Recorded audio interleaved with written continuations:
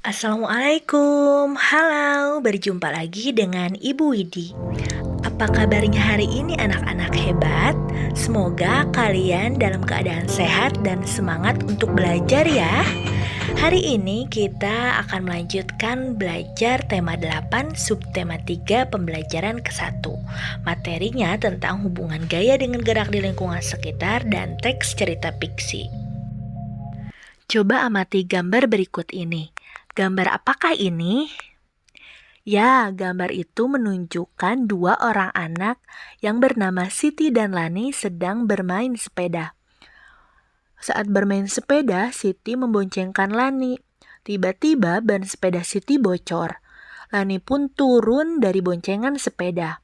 Mereka akan membawa sepeda ke bengkel. Siti menuntun sepeda dan Lani mendorong sepeda dari belakang.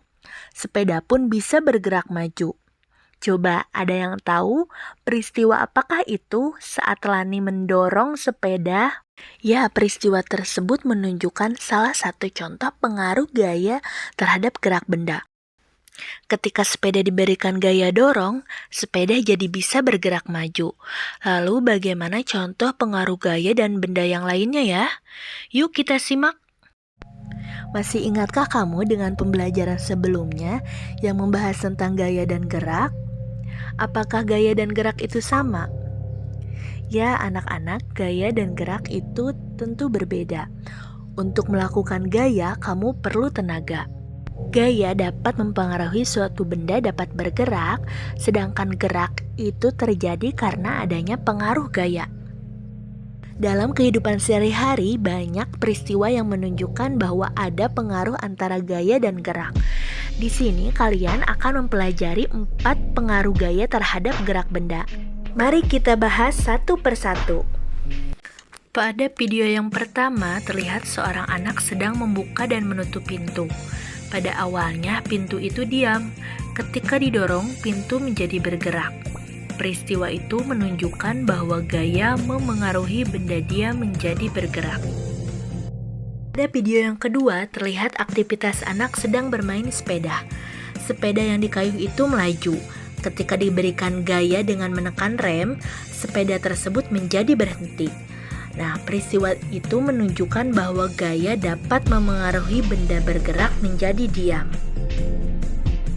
Pada video yang ketiga, terlihat aktivitas anak sedang bermain plastisin. Plastisin ketika ditarik atau ditekan menjadi berubah bentuk.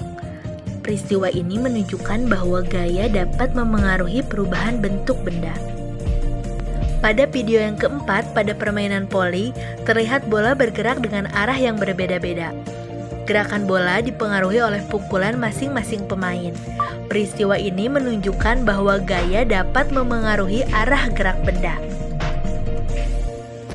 Wah, ternyata tidak hanya peristiwa mendorong sepeda saja yang bisa membuktikan adanya pengaruh gaya terhadap gerak benda loh.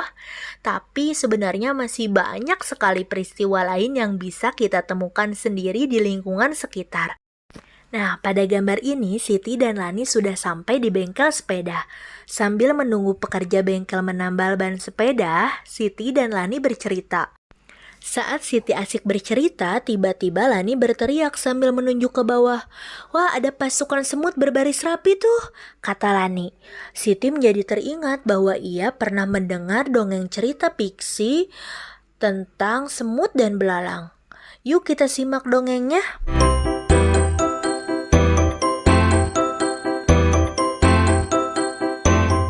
Di tengah hutan, hiduplah kawanan semut yang sangat rajin.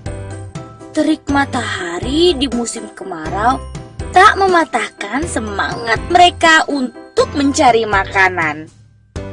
Setiap hari mereka membawa, mengumpulkan, lalu menyimpan makanan ke dalam lubang yang menjadi rumahnya. Berbeda dengan kawanan semut yang rajin, tetangga mereka si belalang malah asik menikmati musim kemarau dengan bermalas-malasan.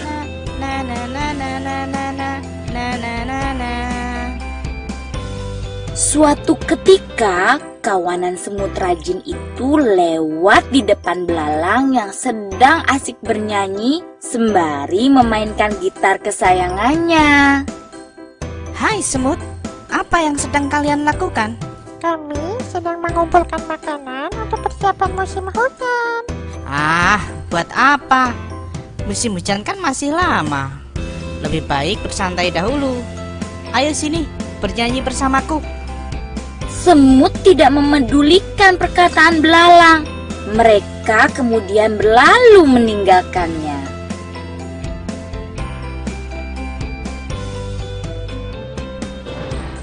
Musim hujan pun akhirnya tiba. Kawanan semut tak lagi mengumpulkan makanan. Mereka duduk nyaman di dalam rumah yang hangat sambil menikmati makanan yang berlimpah. Sementara itu, tetangga mereka, si belalang, hanya bisa diam menyesali nasibnya karena tidak memiliki makanan sedikit pun. Ia sedih dan kelaparan. Saat belalang terbaring lemah tak berdaya, datanglah kawanan semut ke rumahnya. Hai belalang, kami membawakan banyak makanan untukmu. Belalang terkejut dengan kedatangan kawanan semut baik hati tersebut. Apalagi mereka membawakannya makanan yang lumayan banyak. Terima kasih ya semut. Aku berjanji, esok akan giat bekerja dan tak bermalas-malasan lagi. Sudah, tak usah bersedih. Ayo, kita makan bersama. Begitulah cerita kawanan semut yang rajin, baik hati serta suka berbagi, dan si belalang yang menyadari bahwa kemalasan akan merugikan diri sendiri. Nah, cerita ini termasuk ke dalam cerita fiksi. Adakah yang masih ingat apa itu cerita fiksi? Ya, cerita fiksi adalah cerita hayalan. Di dalam teks fiksi terdapat beberapa unsur intrinsik. Salah satunya adalah tokoh. Tokoh merupakan pelaku dalam sebuah cerita. Tokoh dibedakan atas dua, yaitu tokoh utama dan tokoh tambahan. Nah, tokoh itu sendiri pasti mempunyai sifat. Dalam cerita fiksi terdapat tokoh-tokoh yang memiliki sifat yang berbeda. Kita dapat memperhatikan secara seksama sifat tokoh lewat tingkah laku atau perkataan tokoh. Nah, anak-anak, cukup sekian pembelajaran hari ini. Terima kasih dan tetap semangat!